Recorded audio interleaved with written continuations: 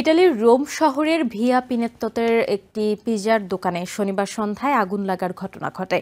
স্থানীয় সময় রাত ৮টার দিকে দোকানের রান্নাঘরে থাকা পিৎজা প্রস্তুতকারী চুল্লি থেকে আগুনের সূত্রপাত হয়। ঘটনার সময় দোকানের কর্মীরা দ্রুততার সঙ্গে পরিস্থিতি বুঝে ফেলে এবং রান্নাঘর ছেড়ে নিরাপদ স্থানে চলে যায়। আশপাশের ভবনের বাসিন্দারাও সতর্ক হয়ে বাইরে বেরিয়ে আসেন। ফলে কোনো হতাহতের ঘটনা ঘটেনি বলে জানা গেছে। তবে আগুনের কারণে দোকানে কিছু অংশে ক্ষয়ক্ষতি হয়েছে।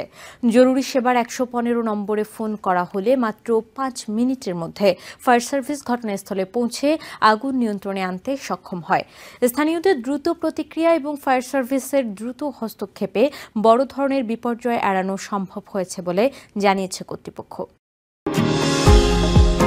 নিউ ইয়র্ক থেকে সম্প্রচারিত TVN 24 টেলিভিশন বিশ্বজুড়ে বাঙালির কণ্ঠস্বর।